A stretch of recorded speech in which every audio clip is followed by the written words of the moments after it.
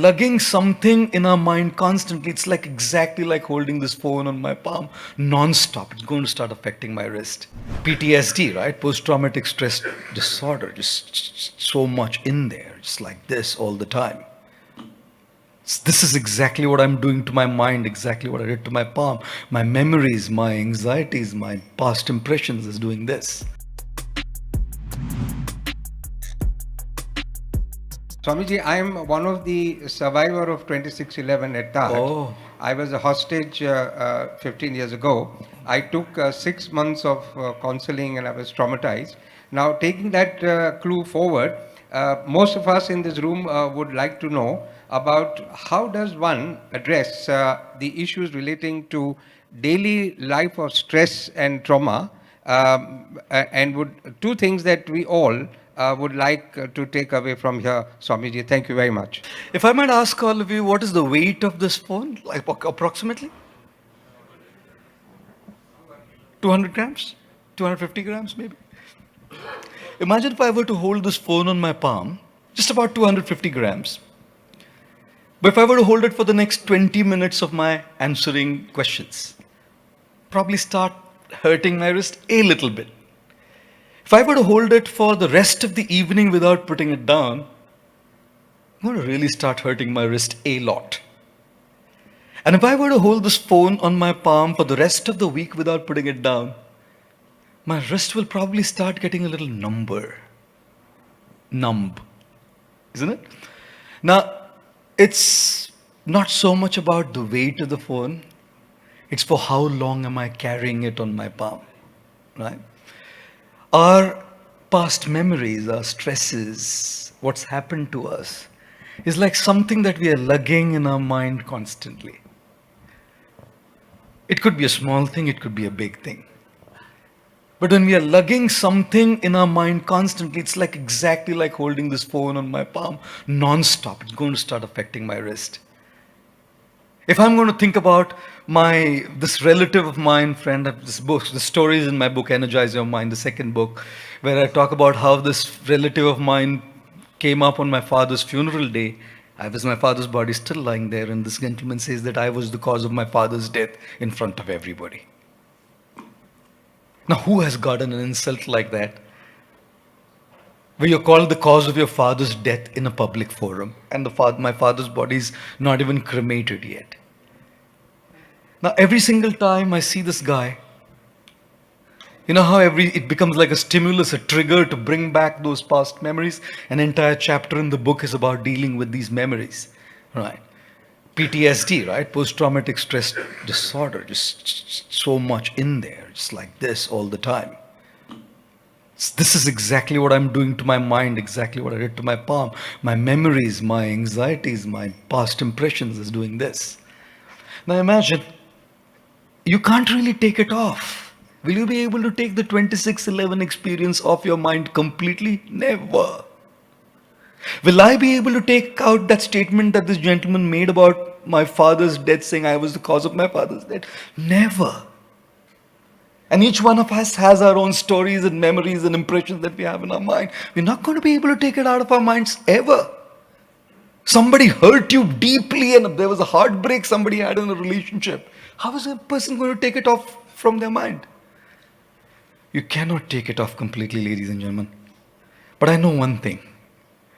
I can at least occasionally keep it down if I can.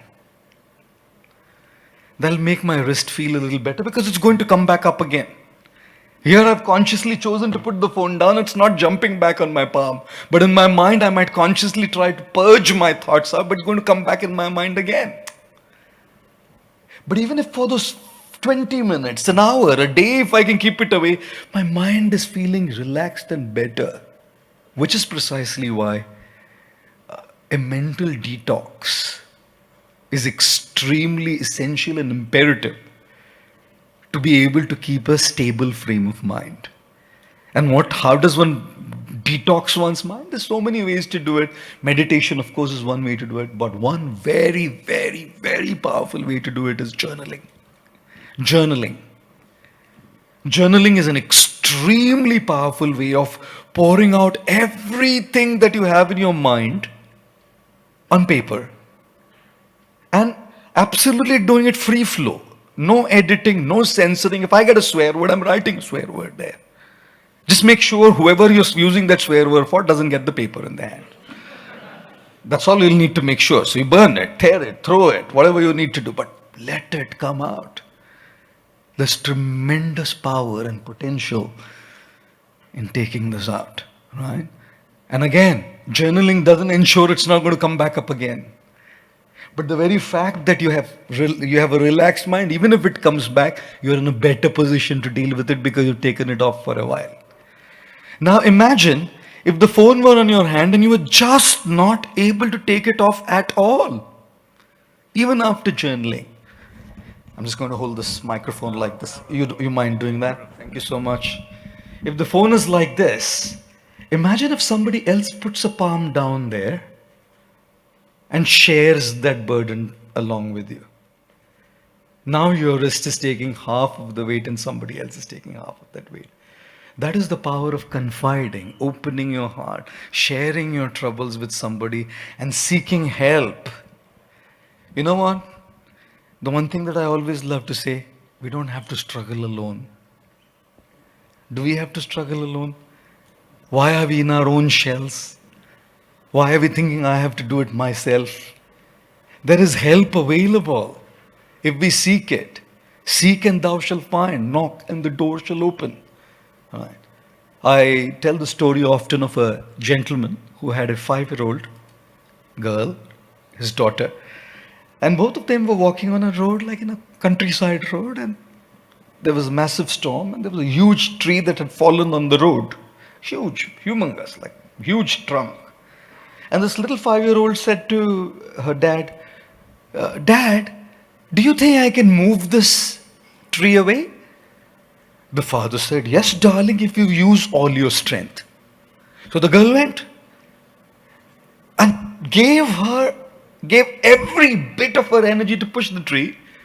Obviously, the girl was a 5-year-old, the tree was huge. It wouldn't move. She came back to the father and said, Dad, I can't move it. The father said, darling, I told you, if you use all your strength, you can most certainly move the tree. She went again, tried, she couldn't, exasperated, frustrated. She came back to the father and said, Dad, I can't do it. The father said, look, darling, I told you to use all your strength and you're only using yours. Is your strength alone all your strength? No. I am here as your father, right? You could have turned to me and said, Dad, can you help me? I didn't ask you to use your strength. I asked you to use all your strength. Ladies and gentlemen, a lot of times we are only using our strength to deal with a lot of our issues. Let us start using all our strength. And in that all our strength, start identifying those people, those individuals who can really help us deal with what we are going through. So yes, journaling, meditation can help us detox, but also support systems can help us deal with it. इसलिए मैं कई बार एक हिंदी में मेरा बहुत favourite शेर है, कई कॉन्क्लेव्स में सुनाया मैंने, इसको आज भी सुनाई देता हूँ, बहुत बढ़िया अच्छा लगता है मुझे. कहते हैं कि छोटे से दिल में गम बहुत है, छोटे से दिल में गम बहुत है, जिंदगी ने दिए जख्म बहुत है, कब की मार डालती है जालिम दुनिया हमें, कम वक्त इन दोस्तों की दुआओं में दम बहुत है. Right, that support system is something that will probably help us deal with what we are going through way better than if we were to struggle alone.